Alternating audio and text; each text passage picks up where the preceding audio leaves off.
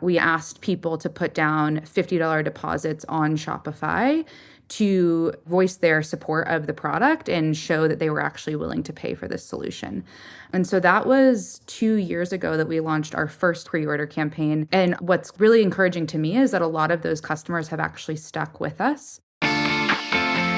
Hello, welcome to Shopify Masters, your companion for starting and building a business. I'm your host, Shuang Essersham. You don't actually need a perfect prototype before you start a business.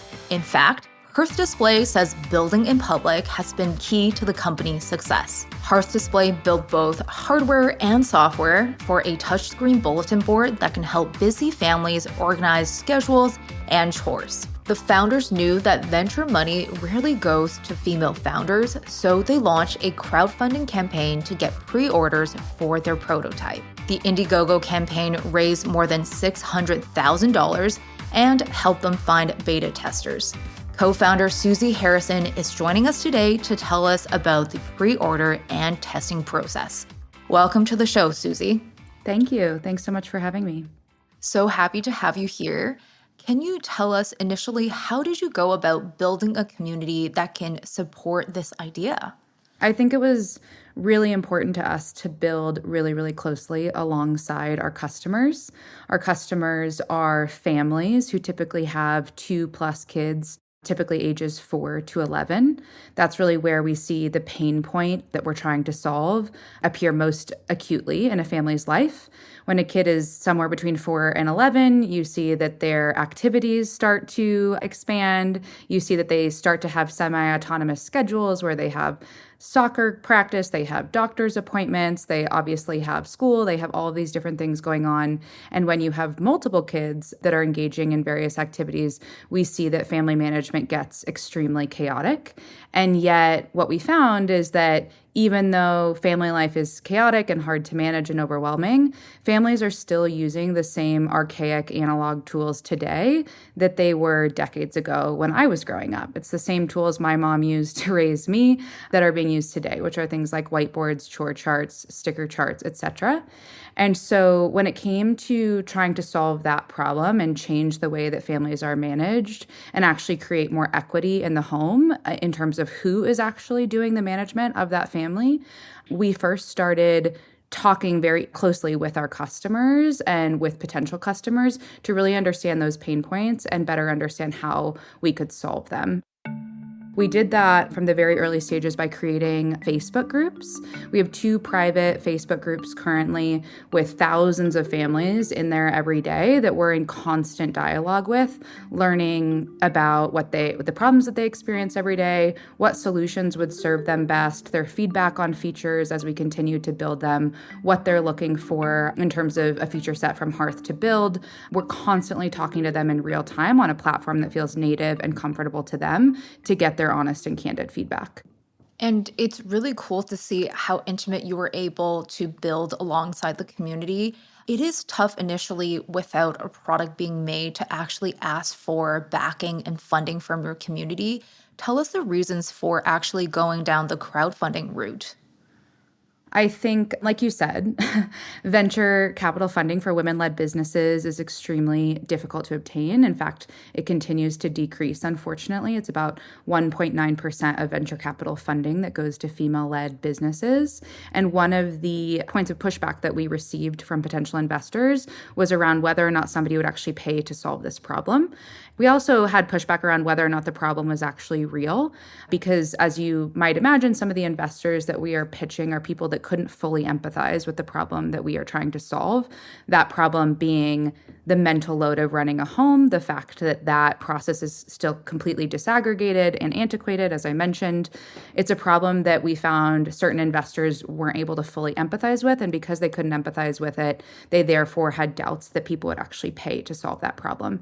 And so in order to prove out that this is a solution that families actually wanted and needed, we knew that we had to prove that families would pay for this solution. And so we started by quite literally just showing families designs of the actual product, designs of the software features, not even a fully baked, hardware prototype, not even a fully baked, engineered software experience, but rather just designed Figma screens of what Hearth could be like and the potential of what it could be like. And actually, before we launched a full crowdfunding campaign, which was last year, the year prior to that, we actually did a small pre-order campaign using Shopify itself and asked people to put down $50 deposits on Shopify to voice their support of the product and show that they were actually willing to pay for this solution. And so that was 2 years ago that we launched our first ever, what we call like our first pre-order campaign. And what's really encouraging to me is that a lot of those customers have actually stuck with us. So 2 years ago, we had an early adopter batch of customers that put down that $50 deposit. And they patiently waited for a full year just to complete their remaining balance of their payment. They did that on our Indiegogo campaign that we ran last year, where we raised $600,000, as you mentioned. And now they've waited another 9 months to actually receive the product in homes. And they're finally now, since January, we've been shipping those units out to those families. And so I think it's just been a testament to how acute this problem is and the fact that there is not a better solution in the space, that families have actually gone through that 2-year journey with us and have been patient from that initial ideation phase all the way through to product development, all the way through to it actually being in their homes. 2 years is definitely a long time to wait, but I think it's a testament to the fact that you've identified the right market that has this need. So through research, we realize families and moms in particular are actually the key demographic for using Hearth Display. But they're a group that rarely gets talked to or appealed to through marketing campaigns. How did you actually build your marketing and crowdfunding campaign to appeal to them? I honestly love that you said that, because that is one of the most gratifying parts of this journey, is working with a customer that is typically overlooked. And what I mean by that is I think there's a lot of companies that try to sell things to moms. I think it's harder to find companies that are genuinely trying to solve her problems, especially when it comes to this invisible problem that is the mental load. It's something that's very hard to see. It's actually complex to understand and empathize with, but it's a problem that most parents, particularly moms, experience every single day, if not multiple times a day. And so that has actually created this very close, genuine relationship between us and our customers, because I think when we finally showed up and started asking questions related to this problem area, parents were just grateful that somebody was actually paying attention to this problem and wanting to solve it. Is it right to assume that mothers probably aren't the typical crowdfunding participant and even campaigns aren't really speaking to them as well? Did you face any challenges in that respect? Absolutely. When we were considering a crowdfunding campaign last year, there were a lot of pros and cons of what platform we could use or how we could continue to grow our customer base at this business stage. And to your point, 7 in 10 backers of crowdfunding campaigns are men. And we knew that that was going to be a hurdle for us to get over, because most of the customers that purchased during our Indiegogo campaign had never participated in a crowdfunding campaign before that. It was a completely new platform for them. And so in order to make that successful, we had to actually really build trust with our customer before ever launching the crowdfunding campaign and educate them as to why we chose crowdfunding, why we chose the specific platform that we chose, and why it was best for our business stage and best for them as a customer. I think building the foundation through those Facebook groups really initiated those relationships that you needed. Then how did you turn those relationships and actually start marketing to them and tell them about the campaign that's about to happen? Obviously, that community was very aware of the product that we were building, because it was something that we were giving them that behind the scenes look all along the way. We were giving them sneak peeks into what features would look like. We were giving them sneak peeks into what our prototype looked like. We were sharing that iteratively with them as we were building. And so I think the crowdfunding campaign was a natural progression of that education journey with them. And we kept it very conversational in our Facebook groups, letting them know that it was an opportunity to get involved from an early stage and, of course, purchase Hearth at a very discounted rate so that they could go on that early adopter journey with us. But at the same time, it was important to us not to pressure our customers, knowing that crowdfunding was probably something they had never used before. It was really important to us to say, this is how you can opt in at this stage. If you choose not to opt in, there will always be opportunities in the future for you to join us. Staying very true to that statement of building in public. So you ran some initial tests for the product. What were some of the feedback and results you used to incorporate into the next iteration of the product? I think that research is important to do for any business, of course. Any problem that you're trying to solve, you need to validate that that problem exists. Not only that it exists, but it's a problem that people want to solve so much that they're willing to pay for the solution. So I think those pieces are critical for any business. Particularly for a hardware business, it's really important to get those hardware pieces right because it's much harder to pivot and change your business on the hardware side than it is on the software side. You can make tweaks to your software weekly or bi-weekly and have that show up instantaneously for your users. You cannot do the same with hardware, of course, because there's such long lead times in hardware development. And that's why it was so critical for us to actually establish that baseline of research before ever moving into product development. And so to your question on unique insights that we gained, I think most interesting to us was that 70% of the families that we surveyed still use a whiteboard in their home, even though it's 2023. And that was a core learning for us as to why in 2023 are we still using this antiquated solution that doesn't connect with Google Calendar or whatever calendar you use. It doesn't sync with any of your other systems. It doesn't even look beautiful in your home, but families are still using it. And why is that? And what we found is the reason families are still using whiteboards or chore charts or other analog tools is that they're highly visible and they provide a central place for everyone to go self-serve information to themselves in the home. And that is critical for adoption across the family, particularly in kids. Kids desire that ability to actually go somewhere, understand what their day looks like, understand what their responsibilities look like, and need that source of information to know what's expected of them in the future. And that's why the hardware component of our business is so important to us because we're providing that same visibility to all members of the family. We're just doing it in a much more efficient way. And I think a lot of our listeners would love to go through the same process where they're actually also serving thousands of potential customers. What advice do you have for that process where they're actually collecting the right data and analyzing it in a helpful way? Yeah, that's a great question. I think practically speaking, when you're first at that idea stage, it's obviously natural to go to friends and family to have them validate that initial idea. And it's definitely a first step that's hard to avoid. However, what we've found is that, of course, it was much more important to talk to our target customer so it was really important for us to find those families that fit that target demographic that we're trying to reach, which is, again, families with 2+ kids ages 4 to 11.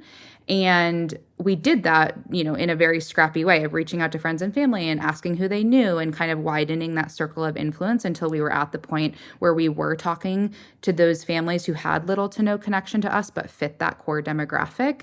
And what's interesting is for our first alpha test where we actually sent hardware to families, we sent some to friends and family, advisors of the business, people that were very close to what we were doing internally, and then some to those users who just purely did not know us at all but represented our core demographic. You could have hypothesized that our friends and family would actually use Hearth more consistently because they were kind of personally biased and personally invested in seeing Hearth grow. But we didn't see that at all. Even though they were invested in us as individuals growing this business, we actually saw that complete strangers who fit our target demographic used Hearth far more consistently than our friends and family group, which was really important for us to see because it was validating that we were building for the right consumer and we were building the right features that met their needs. So you did those initial tests where you send out hardware for potential customers to test. What were some of the results and feedback you used to integrate into the next round of making iterations on the product?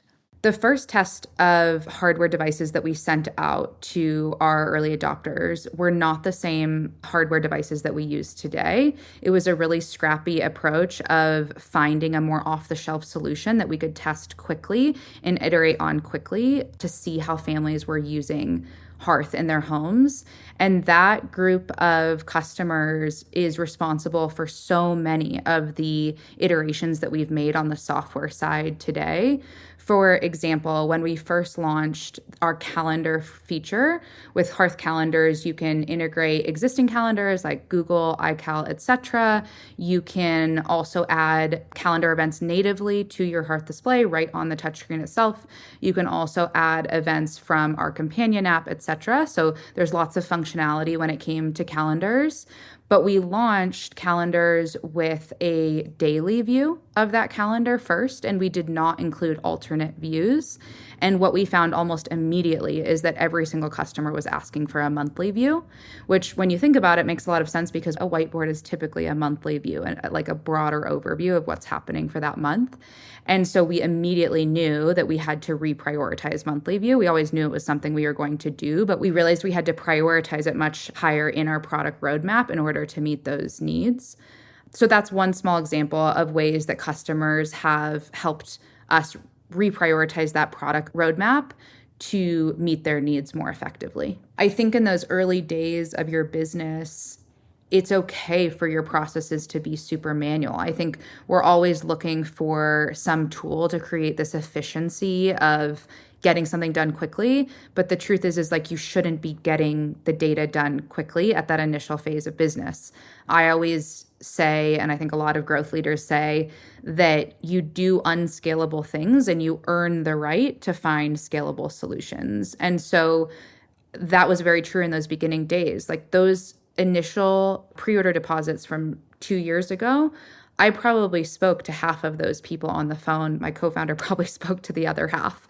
And what I mean is we were sitting on 30-minute calls with these customers one-on-one, learning from their problems, understanding how they wanted their home to work more efficiently, figuring out how we could provide that solution, and quite literally telling people about Hearth one-on-one. And to the outside looking in, that's such an unscalable way to grow your business, especially a consumer business. You can't talk to every single one of your customers for 30 minutes on a one-on-one phone call. But I think you earn the right to be in a more scalable environment where that's no longer possible. And those early days of really digging in deep with our customers, I mean, we still know everything about our first customers. I could tell you their names, their partners' names. I could tell you how many kids they have. I could tell you the ages of their kids. We know them so well because it was so important to us to really develop genuine relationships to actually get under the hood of what that problem was and what the solution would then look like. Of course, we did, large scale surveys, of course, where it asked things like, what do you currently use to manage your home thing? And that's where, we saw things like whiteboard be really prevalent, but it didn't provide the full validation of the pain point. They supported that. What really provided the validation of that pain point was getting on the phone with these families and having in-depth conversations and saying, run us through your days, run us through the pain points that happen all throughout that day. And then synthesizing and summarizing that information in a very manual one-on-one way. How many individuals or families you and your co-founders spoke to? Hundreds. My calendar was literally just calls with potential customers all day long for the first few months of our business. We basically set up a funnel where we, within those Facebook groups or within email nurture campaigns, would offer a Calendly link. And our calendars were not our own. Our calendars were our customers to use as they needed. And parents in particular are very time poor and have very chaotic schedules, which is exactly why we're trying to help them. And so what we would see is that my Calendly link would get booked for 15 minutes from now. And I would suddenly have a call with a customer in 15 minutes. Or it would, get booked the next day and all of a sudden my afternoon would be gone. And again, in some ways you'd think, well, that's not scalable, that's not efficient. How are you using your time properly? But I would argue that especially in those early days, that there's no more important way to spend your time than to be flexible with your customers and talk with them when they're willing to talk with you and learn from them directly. Now that you've gone through all the research and testing process and you're shipping out all these devices, what advice do you have for fellow founders who are in the beginning of their journey when they're thinking about researching, when they're thinking about prototyping? Going back to what we were talking about earlier, I think it's so important to validate that earliest idea that you have with your core consumer before investing in what it looks like to fully build that solution. And I think for us, getting those Figma screens in front of individuals and not just asking them to give qualitative feedback on what that looks like, but actually asking them, would you be willing to pay for this solution, was really important for us to hone in on what those go-to-market features were going to look like. And I think that can be really, really scary. 2 years ago, when we did that first pre-order campaign on Shopify and we were asking people to put down $50 deposits, quite honestly, we didn't know if we were ever going to be able to fulfill the product that we were putting in front of people. We weren't venture backed at that time. We were still in that ideation phase. And of course, those deposits were fully refundable, and we protected that customer capital so that every single customer could get every single dollar back had they ever wanted it. However, it's still really scary to ask people to put down those deposits when you have no idea if you're actually going to make it to the stage where they can fulfill their remaining balance and then you can fulfill their order. It was a giant leap of faith that we had to take as a business to say, what is our risk appetite around taking in customer capital? How much customer capital are we willing to take in and then protect so that, of course, it should the worst happen, if we needed to return it, we were able to do that. And that was kind of a mental model that was new for us, of trusting that the next step was going to come, trusting that by doing that pre-order campaign, that was actually going to unlock the next stage of business for us. And that's exactly what happened. When we completed that pre-order campaign, we were able to present back to investors the fact that people were willing to pay for this solution, that people did see this as a problem, and we were able to put real data behind that. And that helped us close our first institutional round of funding. Sounds like that was a very important step to have a proof point, which later helped with raising money through venture capital that we'll get into later on in the show. I'm chatting with Susie Harrison, co-founder of Hearth Display. We've been talking about their pre-launch strategy, and I hope Shopify Masters is helpful for your launch and beyond. If you haven't already, give us a follow or subscribe, and let us know what you think of the show by leaving a review. Thanks. So we talked about how actually having customers pay that down payment was a proof point for their demand and also their reception of the product, which led to the campaign and also fundraising. Tell us about your experience raising money through venture capital. Like I mentioned earlier, there were definitely and have continued to be investors along the way who just can't empathize with the problem that we're trying to solve. And so it's been really important for us to find investors who innately understand that problem, understand our customer, and understand how big of an opportunity this is.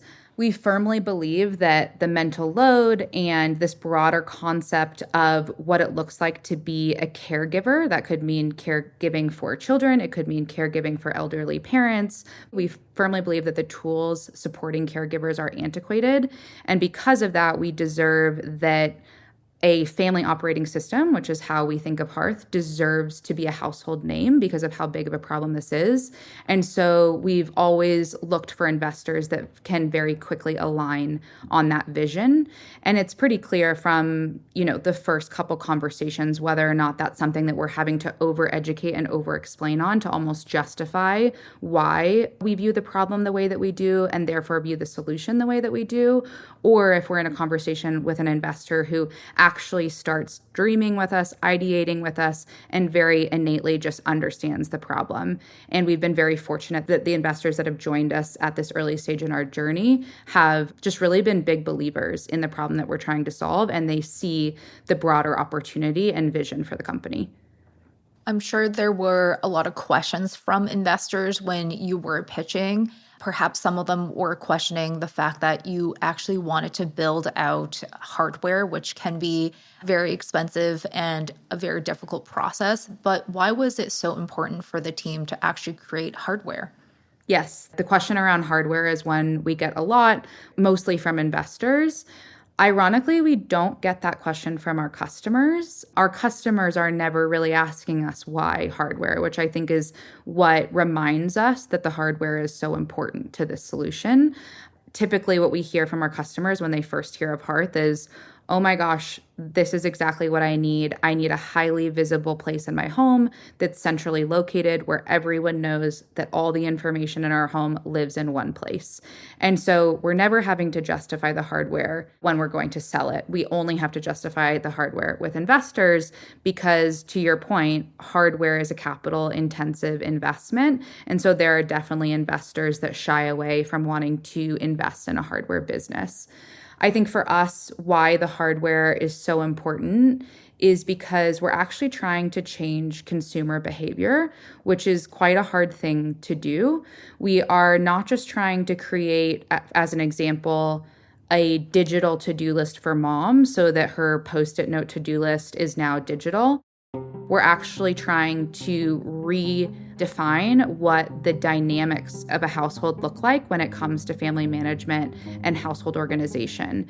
And what I mean by that is the research shows that women are 8 times more likely to carry the mental load of their home, regardless of whether or not they're working moms, regardless of whether or not they're the breadwinner. None of those things matter. Women still carry 8 times the mental load of that of their male counterparts, and they're 2 times more likely to actually be doing the execution side of that work as well. And that's a really hard habit to break. Obviously there's cultural factors in that, there's societal factors in that, but that is still the world that we exist in today. And because of that, we found it highly critical to build something that actually takes up real estate in the home, that every single person in the home walks by every single day and is reminded of their own unique role in running a home and how they can self-serve that information independently to have more ownership in that process. You're really changing this dynamic of making things more interactive and integrated. During the time that you're making these updates to the hardware, you're also actually releasing new features through software. So, how do you balance the software and hardware development at the same time? Yeah, it's a really big undertaking to be executing both on hardware product development while we're growing our feature set. I think what is important for us is to understand where our priorities are as a business.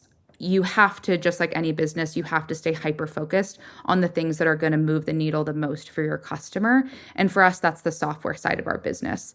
The hardware side of our business is, of course, important because it's really important that Hearth is this centrally located, top-of-mind support system in your home. But for us, where we really see our core IP and our prioritization is in the software side of our business. And so we actually completed hardware development in 11 months, which is quite fast for a hardware company. We have a mix of things that are completely proprietary to us, as well as a few things that are off the shelf. That helped us get through our hardware development quite quickly, which means now our team can focus primarily on the software and making the software a truly magical, intuitive, easy to use experience for our customers. And our software will never be done. Just like any software company, we're constantly working on improving that experience. And so right now we're heads down focused on making sure that our software is solving the problems that we set out to solve and is continuing to get better and improve every single day to meet our customers' needs. So you've received a lot of support through pre-orders and Indiegogo. Then that's where the beginning of different hurdles come up. What has been the most challenging part about scaling up to fulfill those orders? Yeah, I think for us, we're really focused on creating the best customer experience possible, which means balancing the type of growth that is expected of a venture-backed business while also protecting that customer experience and trying not to grow so quickly that we end up disappointing our customers. And so I think this year in particular is really a balance of those things. And since we completed our crowdfunding campaign last year, we've been heads down focused on making sure the go-to-market software features that we promised for our customers are functioning the way that they expect them to function so that they're actually being used inside the home. And we've seen just like really encouraging results on that side of the business. Currently, for customers that have Hearth in their homes today, we actually see a 93% daily usage rate of Hearth. 93% of our customers are interacting with Hearth every single day. And we can also see that we're already starting to create shifts inside the home when it comes to that equity of labor. As an example, one of our early features is recurring to-dos. We've seen about 1,500 recurring to-dos created from our early adopters, but those same to-dos have been completed over 20,000 times. And so what that tells us is that instead of the analog tools that are being used today, where you quite literally would write out that to-do every single week, we're actually seeing early signs of that set it and forget it mentality of, I put this into Hearth once, and now Hearth is actually reminding me what needs to be done in my home. So it actually took 2 years to fulfill that initial pre-order, and you had to do a lot of customer communication to manage expectations and delivery dates. What were some of the effective ways you communicated with the customers? I think it goes back to what you were referencing earlier around building in public. Building in public can be a very scary decision, but what we've learned is that it creates empathy and trust with our core customer. Our core customer has seen the behind the scenes of everything we've done because we've sent them monthly updates that are quite in depth, behind the scenes updates of what has happened and what progress we've made that month, and then provided even more transparency beyond those monthly updates within those Facebook groups that I mentioned. And that can be really scary because we get opinions from everyone of whether we're doing something right, whether we're doing something wrong, whether they hate something that we decided to do. But at the same time, it has built a lot of empathy with our core consumer. And I think for the most part, they're cheering us on, knowing that we might not get everything right the first time, but we're genuinely invested in solving their problems. And so if we don't have it right now, we'll have it right in the future. And has there been any Shopify tools or other communication tools that have been helpful to keep all the customers updated? Yeah, we're huge fans of the Shopify platform. So since our crowdfunding campaign last year, we've now transitioned all of our systems to Shopify. Our website is obviously fully built on Shopify. We launched a pre-order campaign on Shopify in May, and we were so excited by the results. Even in the first week alone, we did about $1.5 million in revenue from our customers, and we wouldn't have been able to achieve that kind of momentum without the support of Shopify and without the support of the native tools that we used within Shopify to just create that type of traction and properly serve our customers during that process. That's very amazing to hear, and congratulations on the recent launch, which means Hearth displays are being shipped out more widely now. What are some of the next milestones you're looking forward to? Yeah, I think we're really looking forward to tightening that window between order date and ship date. Right now, customers still have about a 4 to 5 month lead time between when they place their order and when their Hearth arrives in home. And so we're really focused as a company on tightening that window as much as possible while still protecting that customer experience that we're trying to create.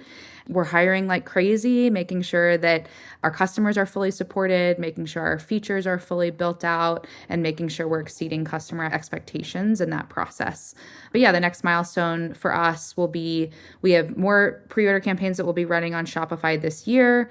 Right now, our current model is that we have a pre-order limited drop where customers can purchase Hearth Display until we sell through the production run in its entirety. Then we actually head to production, produce those units, get those units delivered, and then we repeat the process with another limited drop for our next production run. And so right now, that allows us to, like I said, protect that customer experience of making sure we're not growing too quickly in such a way that we don't meet customer expectations, but we're also very excited to get to a point in the business where we are able to ship more quickly to meet customer need. Looking forward to all the new milestones for Hearth Display. Thanks for being here, Susie. Thanks so much for having me. This was so much fun. That's Susie Harrison, co-founder of Hearth Display. And thank you for joining us on Shopify Masters. Our show is produced by Megan Coyle and Gogo Zoger. Our engineers are Matt Schwartz and Miku Bedlam. Benjamin Gottlieb is our supervising producer, and I'm Shuang Essershan. You'll hear from us next time on Shopify Masters.